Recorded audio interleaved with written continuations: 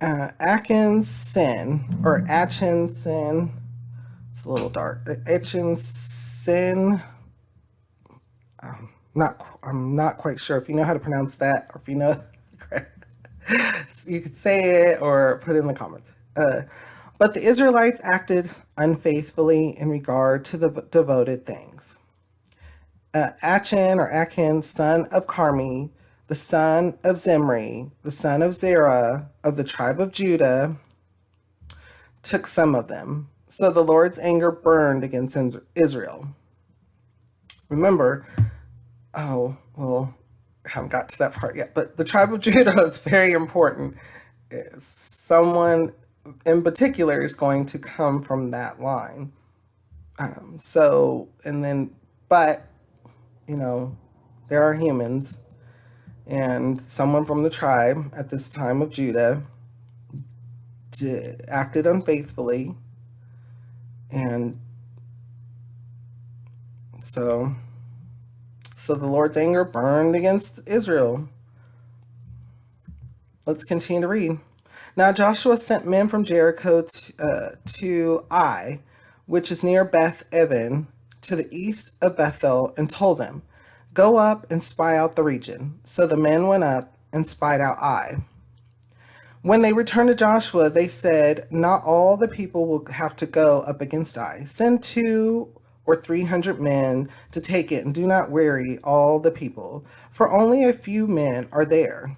So about 3,000 men went up, but they were routed by the men of Ai, who killed about 36 of them.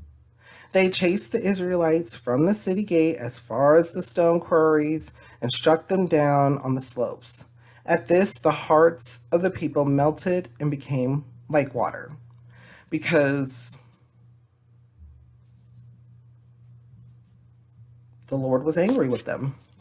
Once again, they were not following the directions. Once again, they had not followed through. Once again, they were acting unfaithfully.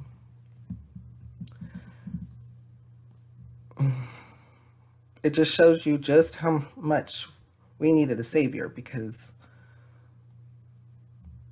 we can't. We as humans, the law is a reflection, and it shows us what it is to be holy, and unfortunately we fail, and that's why we need a savior. That's why we have Jesus.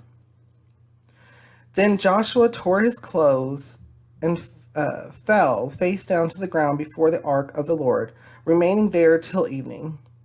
The elders of Israel did the same and sprinkled dust on their heads.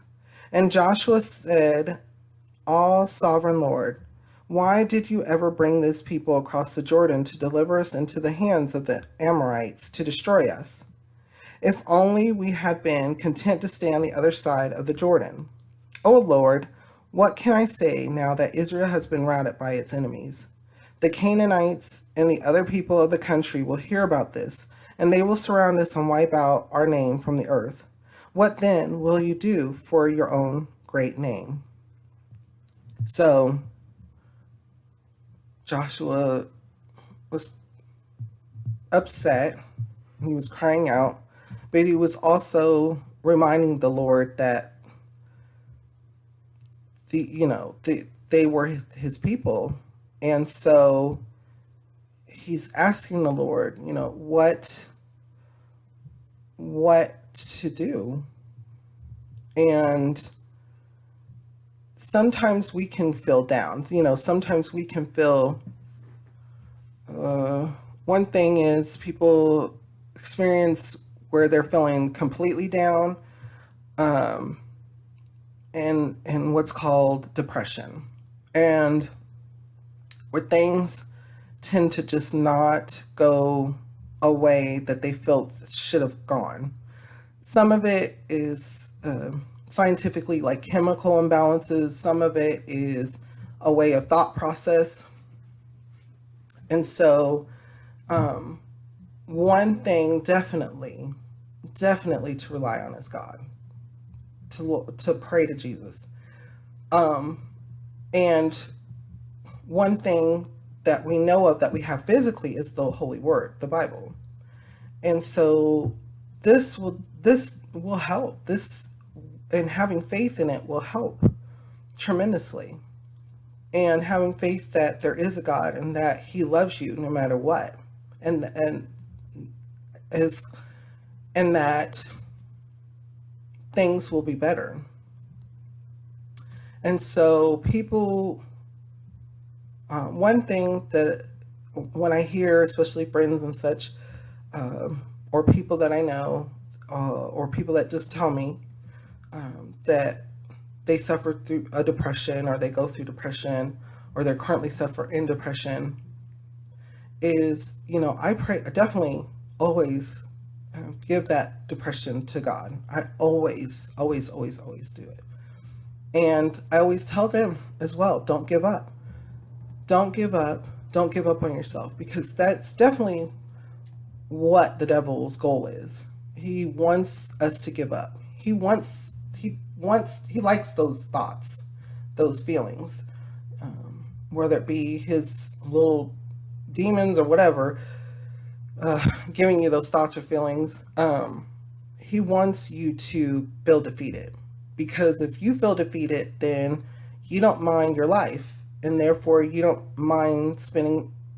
You may not mind spending eternity in hell, and that is not what the Lord wants ever.